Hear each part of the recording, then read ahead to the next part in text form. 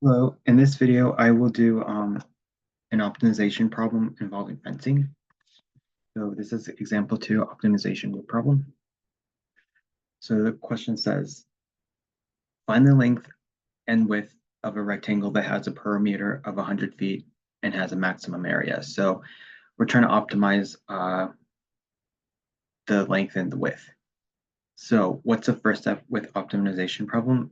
Draw the best image you can. So it says find the length of a rectangle. So a rectangle would look something like this. And unlike a square, the sides are not the same. So this could be expressed as length, and then you have another length here, and then this length here could be considered the width. Okay, so that's the first step. Draw the best image you can. The next step is find two equations from the pieces of information you're given. So they tell us that it has a perimeter of 100 meters, 100 feet. So how do you find perimeter? You basically add up all the sides. So perimeter is, we have a length here and a length there, so that would be 2L plus, and then you have to come up with this, we don't know what W is, but it's 2W. So if you add up all those sides, you'll get your perimeter, and I guess you can replace P with 100, right? Because that was given.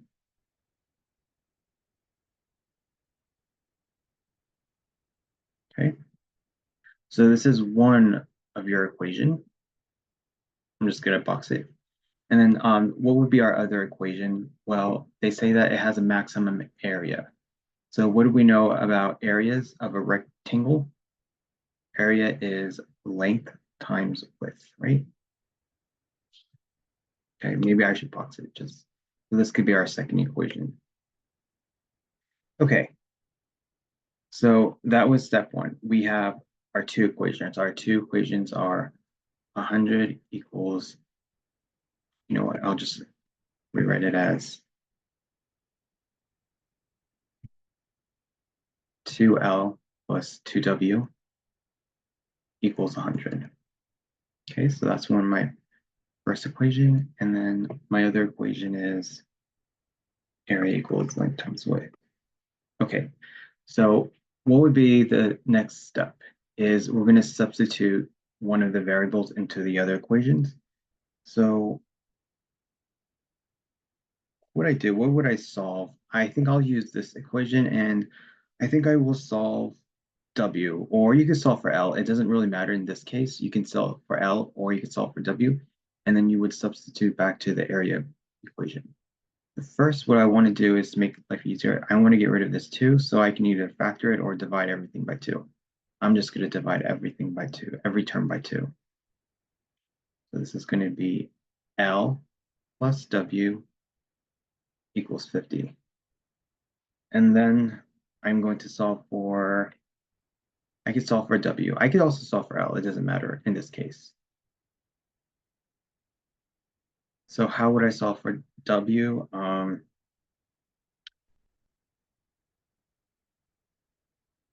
Actually, I'm going to solve for L. Sorry, not W. To do so, I'm going to have to subtract this W, so I'm going to subtract W from both sides. So L equals 50 minus W. Okay, so I'm going to substitute in this equation. L is 50 minus W times it by W. And then 50 times W is 50W. And then negative W times W is negative W squared. Okay. Now what's next step is I'm going to take the derivative and set it to 0 and solve for, so basically I'm finding my critical value. So let's take the derivative implicitly in respect to W. So on the left side, what is the derivative A in respect to W? It's really dA dW. On the right side, what's 50W in respect to W? It's just 50. And then you don't have to put dW over dW because it just becomes 1. And then what is the derivative of negative W squared? It's negative 2w to the power of 1. Okay, and we're going to set that to 0, set the DAD of w to 0 because we're finding our critical value. And we're going to solve for w. So I'm going to subtract 50. I get negative 50 equals negative 2w. Divide this by negative 2. And I get w equals to positive 25. Okay, now this is what our width to give us a maximum area. So let's verify it because sometimes it might not be true, and then you might have to do another method. So how do we verify that the width of 25 will give you a maximum area? You do your test point method, right? So if you put it on the number line, and I guess you could put 25 right in the middle, and then you're going to test region 1 and region 2, and you're going to plug in your W value. So in region 1, you need a number less than 25.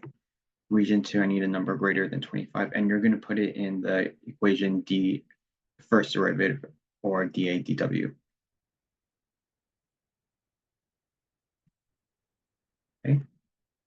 So let's look at equation 1. I need a number less than 25. I could just do 0.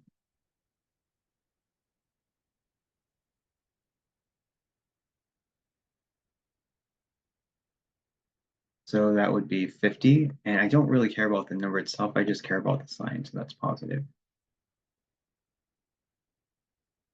Okay, region 2, I need a number greater than 25. Maybe I could use 26.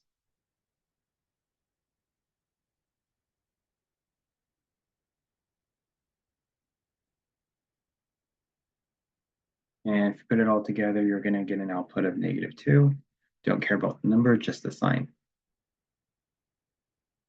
So when we were doing our critical values, concavity, increasing, decreasing, first derivative, right? So this is from curve sketching. If you have a plus and a minus, that means you have what's called a local max. So this verifies that the width of 25 will give you a maximum value. Okay. So this we just verified. Now we have to find the length. So how do we find the length? We can substitute W back into the length equation, which is this right here. So it's 50 minus 25, and 50 minus 25 is 25. Okay.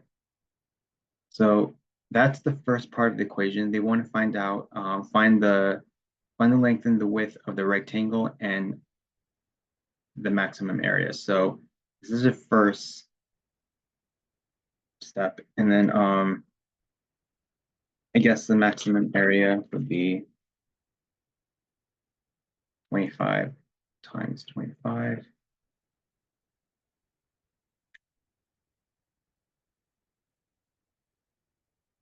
Is 625.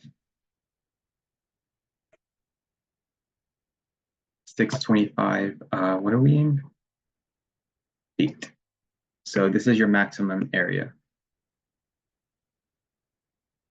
Okay. Okay, so this is example 2 optimization problem involving a rectangle. Okay, so I'm going to stop here.